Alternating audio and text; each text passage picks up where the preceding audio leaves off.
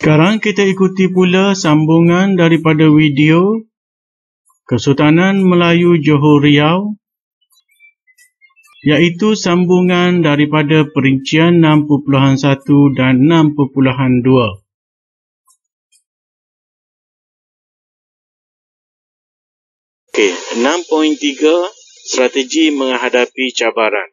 Pertama, pemindahan pusat pemerintahan. Cabaran kerana diserang oleh Portugis. Okay, pertama, pusat pemerintahan Kesultanan Johor Riau terletak di sepanjang pesisir Sungai Johor. Kegemilangan Kesultanan Johor diteruskan sehingga ke Kepulauan Riau Lingga yang menjadi pusat pemerintahan baharu. Riau Lingga ni sekarang berada dalam Indonesia, hasil daripada Perjanjian Inggeris Belanda 1824 yang memisahkan kerajaan Johor. Kenapa kerajaan Johor ini sering berpindah? Ini kerana keperluan strategi ketenteraan dan mempertahankan diri daripada serangan Portugis. B. Membina kota pertahanan. Ini strategi menghadapi cabaran. Pertama, kota pertahanan sering berubah mengikut lokasi pusat pemerintahan dan mempunyai bentuk serta ciri yang tersendiri. Contohnya, Kota Kara dibina semasa pengasasan kerajaan oleh Sultan Alauddin Riayah Shah II, terletak di Sungai Telur.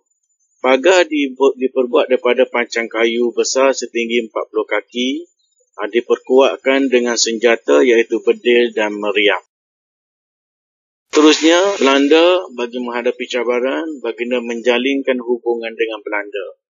Cara mengekalkan kedaulatan adalah dengan mengadakan perjanjian persahabatan dengan Belanda. Ia satu strategi untuk menghadapi ancaman daripada Aceh dan Portugis. Kesannya, Johor berpakat dengan Belanda, menyerang Portugis di Melaka serta membawa kekalahan kepada Portugis, iaitu pada Januari 1641. Bantuan Johor kepada Belanda ialah mengangkut alatan perang, membuat tapak meriam, menggali parit kubu dan menyekat musuh yang melarikan diri. Keseluruhannya strategi perang ini, Belanda menyerang daripada laut, manakala tentera Johor menyerang daripada darat. 6.4 Kegemilangan Kesultanan Johor Riau. Kita tahu cabaran dan persaingan untuk Johor berkembang sebagai sebuah pusat perdagangan telah ditamatkan, contohnya kekalahan Portugis di Melaka dan juga kemerosotan Aceh, ekoran kemangkatan Sultan Iskandar Thani. Okay. Aspek kegemilangan yang pertama adalah pusat perdagangan yang unggul, kerana tidak ada lagi sebuah kerajaan yang besar yang mampu menyaingi Johor. Apalagi Belanda menumpukan perdagangannya di Betawi atau sekarang dalam negara Indonesia dipanggil Jakarta. Kedua, pengurusan pelabuhan. Dan ketiga, pusat persuratan. Kalau kita tengok bagaimana Johor ini tiada masalah dalam membangunkan negara kerana pengalaman yang mereka perolehi daripada keunggulan Melaka. Lalu ilmu-ilmu daripada pentadbiran Melaka itu dibawa dan dimajukan semula oleh Kesultanan Johor. Pertama, pusat pembangunan perdagangan yang unggul. Johor mampu muncul sebagai sebuah pusat perdagangan yang unggul kerana kedudukannya yang strategik di laluan perkapalan Timur Barat, iaitu di Selat Melaka. Kedua, Johor menjadi tumpuan pedagang di mana ada catatan oleh Tommy Pierce, boleh dibaca, tajuknya bertajuk Suma Oriental, yang menggambarkan perdagangan di Johor. Ketiga, Johor muncul sebagai sebuah pelabuhan entrepot, mana entrepot ini kita tahu mengumpul barangan dan mengedar kepada pedagang-pedagang. Mengumpul barangan di sekitar Kepulauan Melayu dan kemudiannya mengedar semula barang-barang dagangan yang dikenaki oleh pelbagai pedagang dari seluruh dunia. Keempat, gambaran kesibukan pelabuhan Gambaran kesibukan pelabuhan ini tiada masalah bagi Johor kerana ilmu daripada Melaka telah mereka perolehi. Lalu cara pengurusan pelabuhan dengan Undang-Undang Hukum Kanun Melaka dan Undang-Undang Laut Melaka diamal dan dilaksanakan semula sebagai rujukan oleh Kesultanan Johor. Pertama kita tengok kedudukan yang strategik. Pelabuhan Johor Lama, Batu Sawah dan Pancu mudah dimenduduki oleh kapal besar disebabkan oleh sungai Johor yang lebar dan dalam. Lokasi pelabuhan di kawasan Selat Melaka membolehkannya mengawal lalu lintas kapal dagang dari timur dan barat. Pelabuhan Riau yang terletak di persimpangan lalu lintas maritim yang strategik menjadi tumpuan para pedagang. KP adalah tumpuan para pedagang di mana Johor menjadi tumpuan kepada para pedagang. Pertama kerana pelabuhan entry portnya. Kita tengok pertama, tumpuan pedagang yang datang daripada Gujarat, China, Belanda dan Inggeris. Pedagang Jawa menjadikan Johor tempat memasarkan barangan kerana tidak berminat berdagang dengan Portugis di Melaka. Pedagang Siam memasarkan hasil pertanian iaitu kayu jati dan beras, turut menjadi tumpuan pedagang dari tanah jajahan dan naungan serta kerajaan lain di alam Melayu. Jadi kerana tiadanya Melaka, penduduk di alam Melayu untuk memasarkan rempah dan hasil-hasil pembuatan yang lain, mereka menjadikan kerajaan Johor sebagai pengganti kepada Kesultanan Melayu Melaka. Seterusnya kita tengok pelabuhan entry port yang kita tahu maksudnya mengumpul barang kemudian mengedar. Kita tengok barang-barang yang dibawa ke pelabuhan Johor, contohnya biji timah daripada Kelang, Sungai Ujung, Bernam, Pulau Langka dan Sumatera. Lada hitam dibawa daripada Jambi, emas daripada Indragiri, kelapa kering, kayu garu, dama, kelembak, sagu, pinang, ikan masin dan garam daripada Sumatera. Dan Kepulauan Riau, Sungai Ujung, Kelang, Naning dan Rembau. Manakala beras dibawa daripada Siam dan juga Kedah.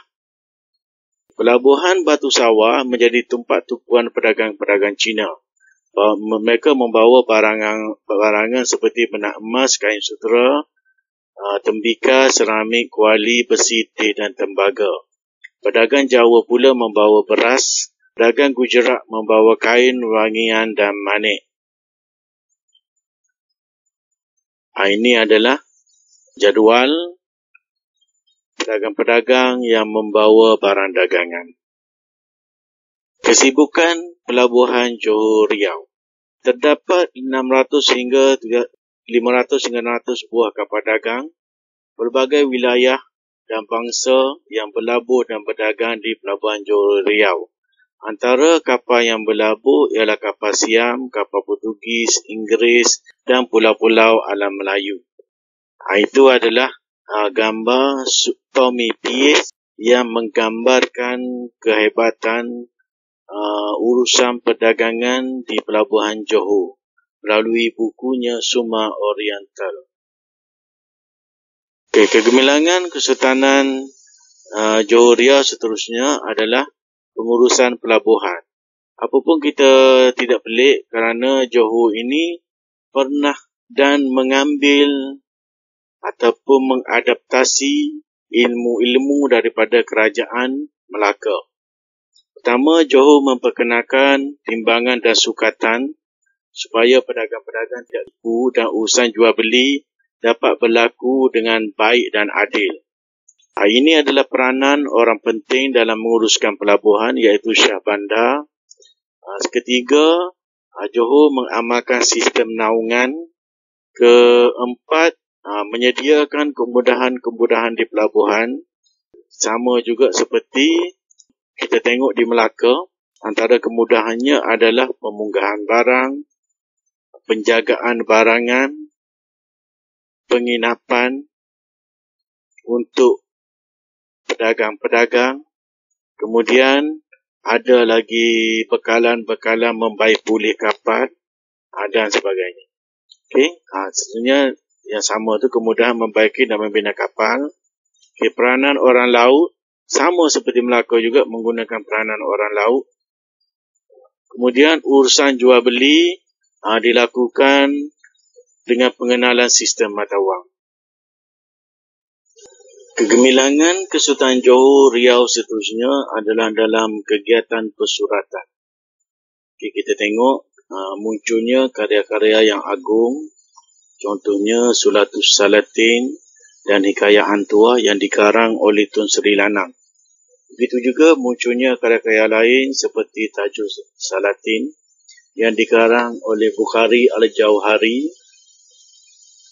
Mahkota Raja-Raja, Kitab Tufah An-Nafis, Kitab Salasilah Melayu dan Bugis, Hikayat Anak Panah Sedasa, Syair Engku Puteri. Ini adalah Tun Sri Lanang. Nama sebenarnya adalah Tun Muhammad bin Tun Ahmad Paduka Raja. Beliau lahir di Kota Tinggi, iaitu salah satu kota dalam Kerajaan Johor Riau. Beliau menjadi bendahara kepada Sultan Alauddin Riayat Shah, di mana Sultan Alauddin Riayat Shah inilah yang mengarahkan Tun Sri Lanang untuk menulis kitab-kitab supaya tidak luput dan anak-anak keturunan selepas itu, terutama sekali bangsa Melayu, tahu tentang sejarah dan susu galuh bangsa Melayu. Tun Sri Lanang menyusun dan menulis kitab Sulatus Salatin dari kitab asal iaitu Hikayat Melayu. Dilantik penasihat oleh Sultan Iskandar Muda Aceh menjadi Raja Ulu Balang di Samalanga. Tun Sri Lanang ini meninggal dan kuburnya berada di Aceh. Itulah sahaja pelajar-pelajar sekalian pembelajaran kita untuk bab 6 Kerajaan Melayu Johor.